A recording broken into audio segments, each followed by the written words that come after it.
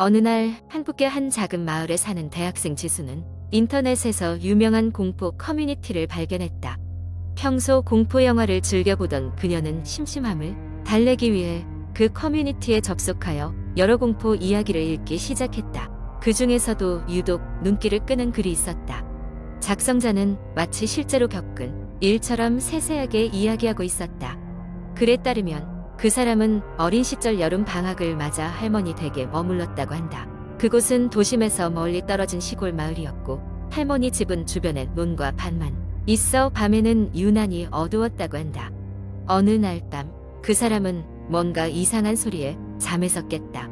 처음에는 창문 밖에서 나는 바람 소리려니 생각했지만 소리는 점점 더 명확해지고 있었다. 그것은 분명히 사람의 발소리였다. 공포에 질린 그 사람은 이불을 뒤집어 쓰고 소리가 멈추길 기다렸다. 잠시 후 창문 밖을 보니 희미한 달빛 아래에 누군가가 서 있었다. 그 인물은 마치 그림자처럼 검고 뚜렷하지 않은 형체였지만 분명히 사람의 윤곽을 하고 있었다.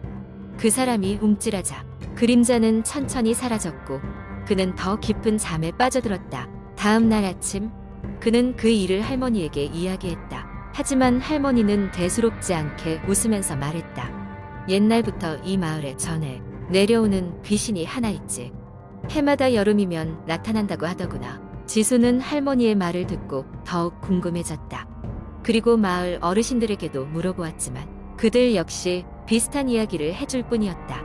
이는 확실히 그 마을의 오래된 전설이었다. 지수는 이 이야기를 인터넷에서 읽는 내내 오싹한 기분이 들었다. 하지만 그녀는 이내 그 이야기가 단순한 어구에 지나지 않는다고 스스로를 안심시켰다. 그렇게 하루가 지나고 그녀는 다음 날 다시 그 커뮤니티에 접속했다. 그런데 이상한 일이 벌어지기 시작했다.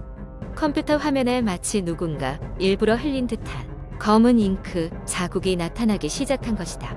지수는 분명히 자신의 컴퓨터가 고장났다고 생각했고 곧 친한 친구에게 연락을 해서 문제를 해결하려 했지만 화면은 점점 더 이상하게 변해갔다. 몇 시간 후 지수는 컴퓨터를 껐다가 다시 켜보기로 결심했다. 그녀가 컴퓨터를 다시 켜자 화면에는 낯익은 텍스트가 나타났다.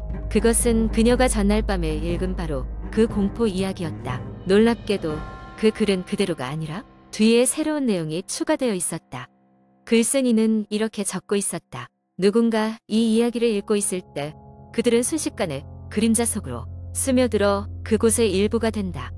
지수 눈등 뒤로 식은땀이 흘렀고 순간 방에서 이상한 소리가 들리기 시작했다.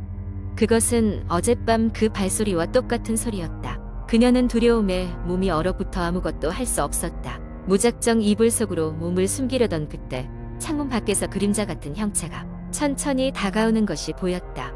결국 그녀는 필사적으로 방을 빠져나와 집 밖으로 도망쳤다. 친구 집에 도착한 그녀는 숨을 헐떡이며 자초지종을 이야기했지만 친구는 그저 그녀가 인터넷에 지나치게 몰입한 나머지 헛것을 본 것이라고 말했다. 그러나 그날 밤 친구의 집 창문에도 똑같은 그림자가 드리워졌다. 그리고 그 이후로 지수가 보았던 그 그림자는 어디에서든 그녀를 따라다녔다고 한다. 그녀는 이후로 다시는 그 커뮤니티에 접속하지 않았지만 인터넷에는 여전히 그 기묘한 이야기가 떠돌고 있다고 한다. 그리고 종종 새로운 독자들이 그 이야기의 이어진 버전을 본다고 했다. 그것은 마치 이야기가 끝나지 않고 계속해서 이어지는 것처럼 말이다. 두 번째 이야기. 한국 인터넷에서 흔히 볼 수 있는 공포 이야기는 다양한 요소들을 결합하여 사람들을 소름 끼치게 만들곤 합니다. 이런 이야기들의 주된 배경은 대개 외딴 시골 마을, 오래된 폐가, 신비로운 숲이나 학교와 같이 일상적이면서도 어딘지 모르게 불편한 장소들입니다. 여기에 혼을 달래지 못한 유령이나 원한을 품고 있는 존재가 등장하면서 이야기는 시작됩니다. 어느 여름 대학생인 나는 3명의 친구들과 함께 워크숍을 위해 외딴 시골 마을로 향했다. 학교에서 마련한 행사로 도시의 소음에서 벗어나 자연 속에서 여유로운 시간을 보내며 연구를 할 수 있는 기회였다. 우리는 각각의 짐을 챙겨 작은 전세 버스를 타고 몇 시간을 달려 그곳에 도착했다. 마을은 조용하고 평화롭게 보였지만 왠지 모르게 음산한 기운이 느껴졌다. 마을에서 약간 떨어진 곳에 자리 잡은 작은 펜션이 우리 숙소였다. 펜션 주인은 우리가 도착하자 반갑게 맞이했지만 어딘지 모르게 초조한 기색을 감추지 못했다. 우리는 그저 오래된 건물이라 그런 것이려니 생각하며 방으로 짐을 옮겼다. 펜션은 낡았지만 깨끗했다.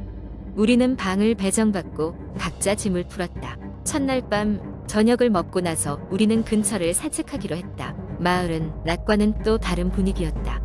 달빛에 비친 논밭과 어둠 속에 드리운 나무 그림자들이 묘한 긴장감을 자아냈다. 그때 친구 중 한 명이 제안했다. 옆 마을에 폐가가 하나 있다던데 가볼래? 우리는 별거 아닐 거라 생각하며 폐가로 향했다. 폐가는 의외로 멀지 않았다. 우리는 그곳에 도착해서 주위를 둘러봤다. 오래된 집은 기묘한 모양으로 서 있었고 입구는 마치 우리를 삼킬 듯한 어둠으로 가득 차 있었다. 호기심 반 설렘 반으로 우리는 폐가 안으로 들어가기로 했다. 어두운 복도를 걸을 때마다 삐걱거리는 소리가 우리를 따라다녔다. 그때 갑자기 뒤에서 문이 쾅 하고 닫혔다. 우리는 비명을 지르며 뒤를 돌아봤지만 바람 때문일 거라며 서로를 한심시켰다. 그러나 복도 끝 누군가 서성이는 것 같은 그림자가 보였다. 친구 중 한 명이 작업등을 켜서 비춰보았지만 아무것도 없었다. 우리는 긴장하며 폐가 안 깊숙이 들어갔고 어느 방 안에서는 예전 주인이 남겨둔 듯한 낡은 가구들이 먼지를 덮어쓰고 있었다. 갑자기 서랍이 자동으로 열리면서 그 안에서 낡은 일기장이 튀어나왔다. 우리는 호기심에 한 장씩 넘겨보았다. 일기장에는 이 집에 얽힌 끔찍한 사건들이 기록되어 있었다. 수십 년 전 이 집에 살던 가족이 원인 모를 사고로 모두 사망했고 이후 집은 버려졌다고 했다. 일기 말미에는 그 가족의 영혼이 아직도 이곳에서 떠돌고 있다는 무시무시한 글귀가 적혀 있었다. 일기장을 덮고 난 우리는 더 이상 그곳에 머물고 싶지 않았다. 서둘러 집을 빠져나오려고 했지만 발길이 떨어지지 않았다. 그때 복도 끝에서 다시 그림자가 움직였다. 가까이 다가오지는 않았지만 분명 우리를 보고 있는 느낌이었다.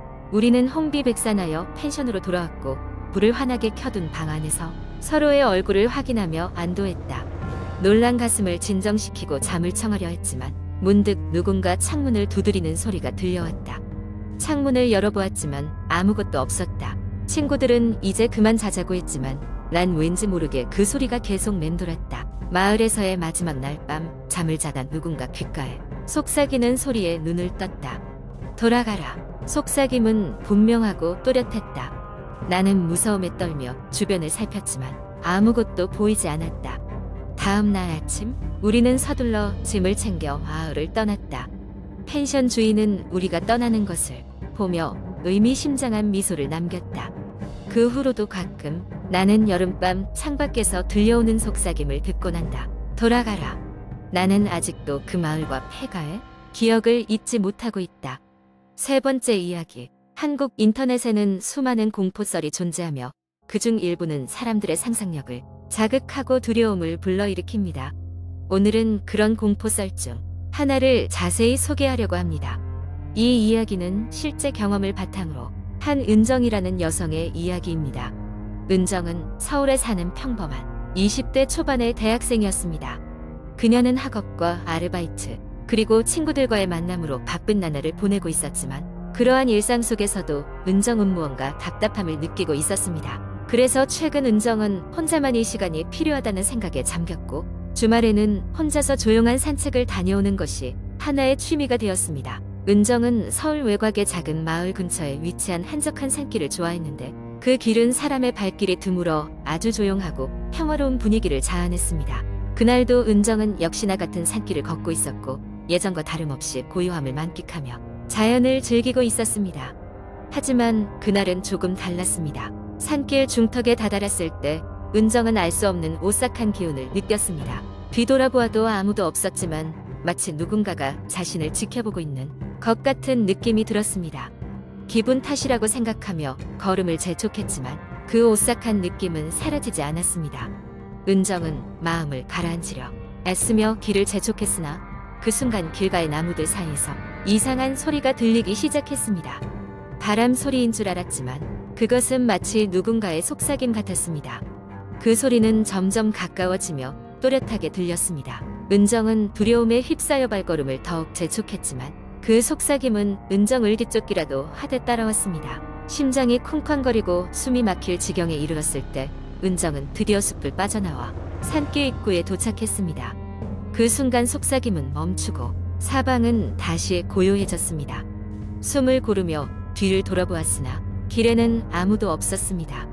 은정은 안도의 한숨을 내쉬며 서둘러 집으로 돌아왔습니다.